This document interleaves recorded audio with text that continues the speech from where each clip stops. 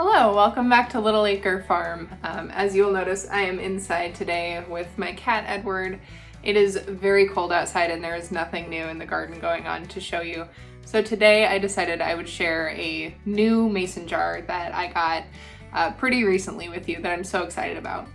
One of my favorite things to do related to my garden that isn't gardening is canning. I love to preserve the food that we grow and share it with my friends and family, share it with people that I love and care about the most. It's such a special endeavor to me. In addition to the actual canning, I collect the jars. So I have a lot of jars that I use for actually preserving food, but then I have many jars that are vintage, some are antique, that are beautiful old pieces of history, and I love every story that they tell. Today I'm going to show you the Atlas Good Luck jar. This is the Atlas Good Luck jar. It can be a little tough to see because it is a clear glass, but it reads Atlas with a 4-leaf clover and then good luck underneath. This is roughly a pint-sized jar. I don't think that it's necessarily a standard pint because it looks a little bit too short for that, although I do have some Hazel Atlas jars that I use to can, and they are just a tiny little bit shorter than, for example, a ball mason jar. I don't know if it actually holds a smaller amount or not, but this one is actually not one that you would use to can. Let's talk about why. So once we open it up, you'll see that it's 2 pieces plus the bail.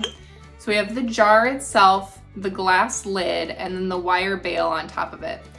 The way that this works is there is, on the lid, 2 raised little pieces of glass, and the wire bail sits right here in the center, so it's pressured to hold it down. So the wire sits between the 2 raised pieces of glass, and then that pressure, when you snap the bail closed, holds the jar closed, essentially. It is not airtight. It is not considered a safe way to can. This kind of jar is not to be used for any type of modern food canning that you're doing. You could use this for dry storage. I've also seen plenty of folks who use it for storing things like cotton swabs or Q-tips or cotton balls, things like that, anything in your kind of powder room, if that's the kind of farmhousey aesthetic that you really like. So let's put the wire bail back on. We've got 2 wires here. The first goes all the way around here, around the inset rim, essentially, of the glass. If we hold the lid on top, if we push the bottom part of the bail up, it'll come up here to sit between the 2 raised pieces of glass, and then with that in place, we'll push the second part down. It can get a little squeaky, especially if your bail is as rusted as mine.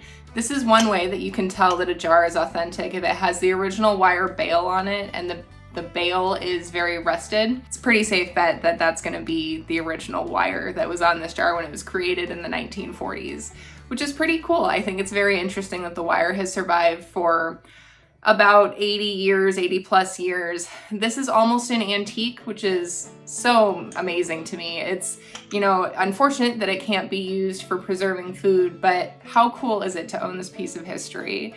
I would love to get the rest of the sizes in the set. For the Good Luck jar by Atlas, they came in half pint, quart, and half-gallon sizes. Again, this one I believe to be a pint, so I think that the half-pint ones are about this tall, and I don't think have the clover on them, but I've never seen one in person. This is actually the first Good Luck jar I've ever seen.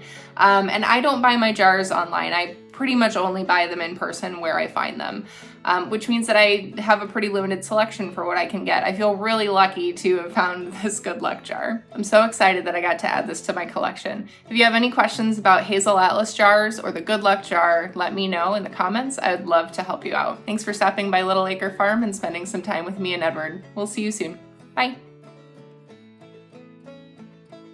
Edward, oh my God, you're so chunky.